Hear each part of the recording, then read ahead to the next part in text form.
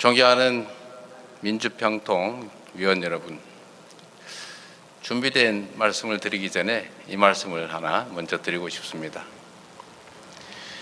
민주평통은 대한민국이 지향해야 될 핵심 가치를 모두 담고 있는 대한민국 최고 규범인 헌법이 직접 정한 헌법기관입니다.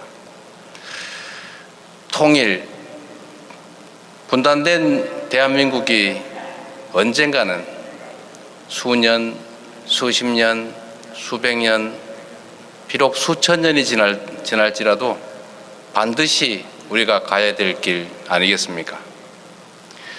그리고 그 통일의 길은 평화를 기반으로 해야 합니다. 일방이 일방을 흡수하거나 억압하는 방식으로 하는 통일이 아닙니다. 통일은 반드시 평화적인 방법으로 모두가 흔쾌히 동의하는 내용, 동의할 수 있는 방식이어야 합니다. 그리고 이 평화 통일을 가능하게 하는 것은 이 한반도 구성원 모두가 존중받고 주권자로서 의사결정에 참여하는 민주주의만이 그 토대가 될 수 있습니다. 민주적인 방식으로 평화 정착을 통해 반드시 통일의 길로 갔으면 좋겠습니다. 그리고 여기 계신 여러분이 바로 그 첫걸음을 띄는 첫 길을 여는 헌법기관 민주평통위원이라는 사실을 잊지 말아 주시기 바랍니다.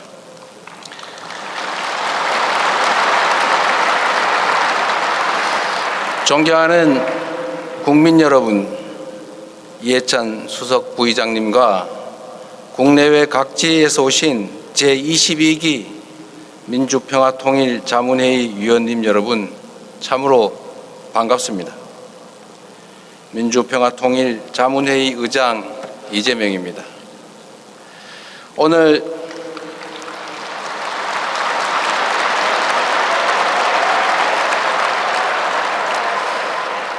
오늘 이 뜻깊은 민주평통 출범회의에서 여러분을 만나 뵙게 되어 참으로 기쁘고 또 한편으로 그 이름에 담긴 무게를 생각하면 무거운 책임감을 느낍니다.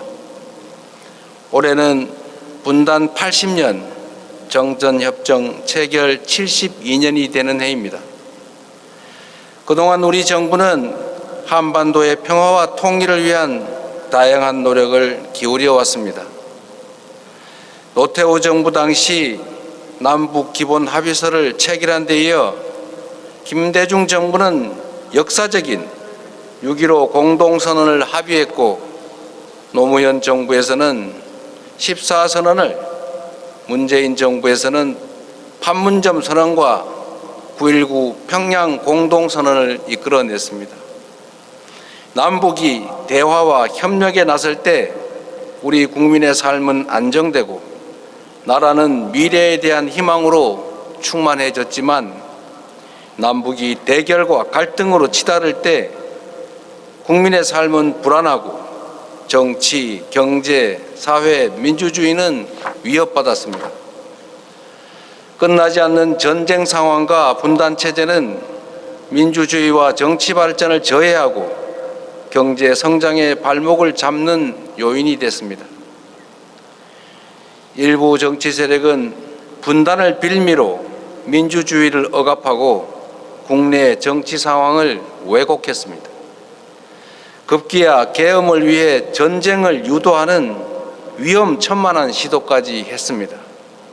그래서 전쟁 종식과 분단 극복, 온전한 평화 정착은 우리의 민주주의를 완성하는 길입니다. 오늘날 한반도의 평화는 그 어느 때보다 중요해지고 있습니다. 전 세계적 범위에서 갈등과 충돌이 빈번해지고 자국 중심주의가 두드러지고 있습니다. 오직 국익을 중심으로 경쟁하면서도 한편으로 협력하는 것이 세계적 흐름입니다. 미국도 중국과 격하게 부딪히는 것 같지만 또 한편으로는 필요한 부분에서 대화하고 협력합니다. 그런데 유독 남과 북만은 대화와 협력 없이 끊임없이 서로 적대하고 갈등합니다. 남북 대화는 유례 없이 장기간 중단되어 있고 북측은 적대적 두 국가 관계를 내세우고 있습니다. 남북 간 긴급히 소통할 일이 있어도 연락 채널마저 모두 단절되어 있는 참으로 안타깝기 그지없는 상황입니다. 이제 우리에게 놓인 시대적 과제는 남북 간 적대와 대결을 종식하고 평화 공존의 새로운 남북 관계를 만드는 것입니다. 비록 지금은 대화와 협력이 단절되어 있지만 우리가 진정성을 가지고 먼저 손을 내밀어 인내심 있게 노력해 나가면 북측의 태도 역시 변할 수 있다고 확신합니다.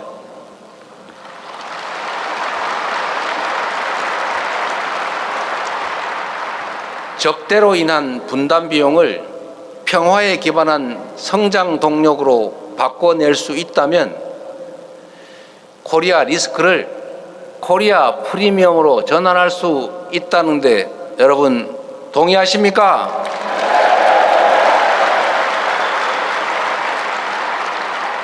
평화는 성장의 다른 말이자 번영의 동력입니다. 평화가 경제이고 평화가 밥이고 평화가 민생이고 평화가 바로 실용입니다. 싸워서 이기는 것보다 싸울 필요가 없는 상태, 즉 평화를 튼튼하게 구축하는 것이 남북 모두에게 최고의 선택이자 가장 확실한 안보 맞습니까?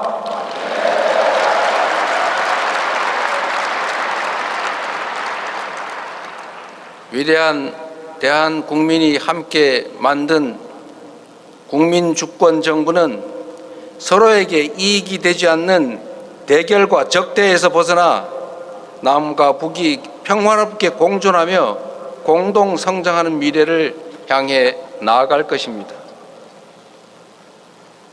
우선 전쟁 걱정 없는 한반도를 만들어 갈 것입니다. 정전협정이 체결된 지 무려 72년이나 지났습니다. 그러나 한반도는 잠시 전쟁을 멈춘 것일 뿐 아직 평화는 안정적으로 정착되지 못했습니다.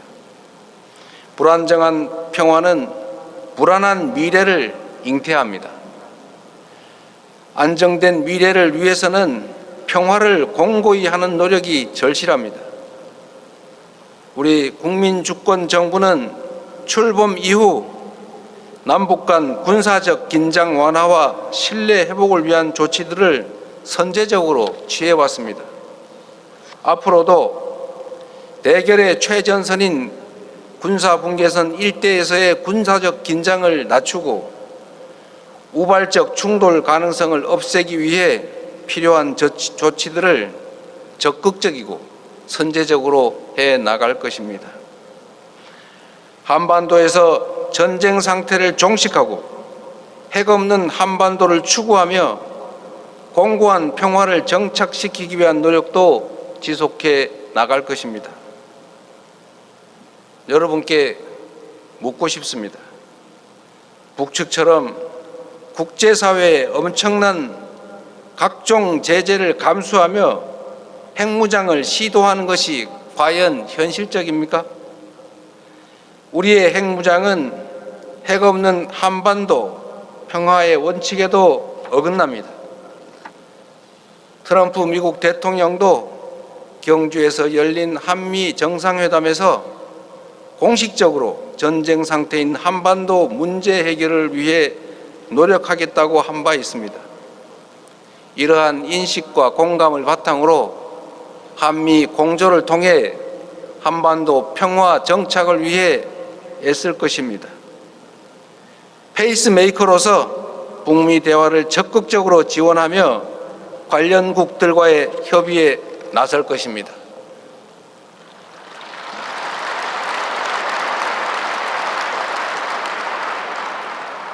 다음으로 평화 공존의 새 시대를 향해 나아가겠습니다.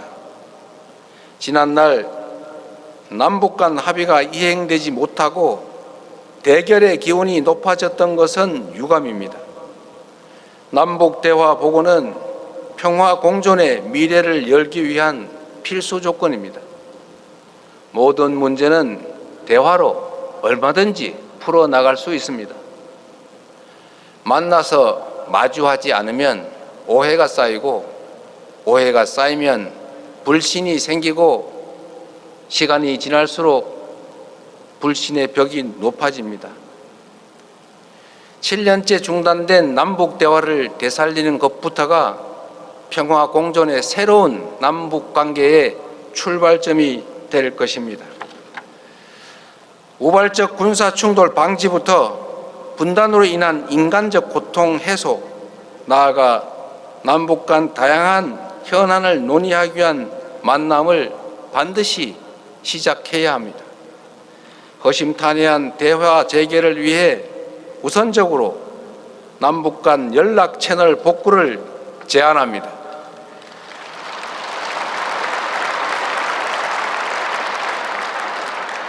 아울러 남과 북의 공동 성장을 위한 협력도 추진해 가겠습니다. 평화롭게 공존하는 토대 위에 서로에게 이익이 되는 것이 무엇인지를 잘 살피고 가능한 일부터 하나씩 실천해 나간다면 공동 성장의 길도 활짝 열릴 것입니다. 일방적인 지원이나 어느 한쪽의 양보를 강요하는 것이 아니라 모두에게 이익이 되는 방향을 찾아서 평화와 경제가 선순환하고 남북이 공동 성장하는 길을 적극 모색해 나가겠습니다.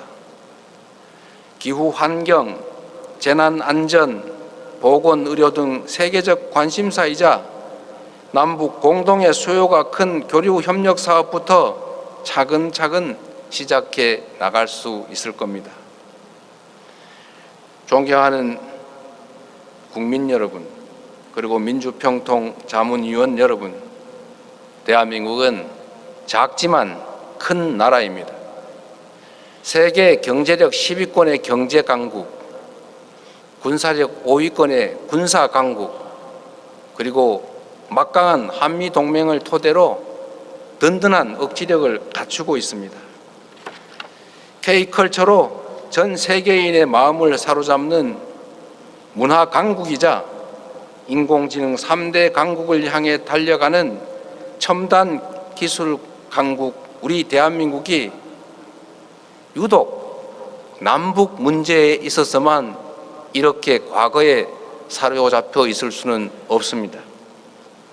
적대와 대결의 과거를 끝내고 전쟁 걱정 없이 평화롭게 공존하며 공동 성장하는 세상을 위해 우리 위대한 대한국민 여러분께서 힘을 모아 주시기를 간곡히 당부드립니다.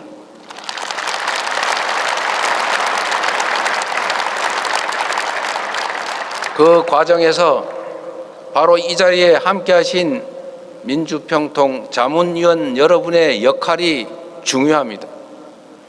민주평통 자문위원들께서 일상적으로 국민과 대화하고 경청하며 의장인 저에게 좋은 정책을 수시로 제안해 주시기 바랍니다. 정부는 우리 국민이 한반도의 운명을 우리 스스로 결정할 수 있도록 수기하고 토론하는 사회적 대화 체계를 지속적으로 촉진하고 지원하겠습니다. 이를 통해 국민주권 정부다운 정책을 만들어 가겠습니다. 전국 방방곡곡 전 세계 5대양 6대주에서 우리 국민들, 우리 동포들과 함께 평화와 희망으로 충만한 더 나은 내일을 함께 만들어 갑시다. 고맙습니다.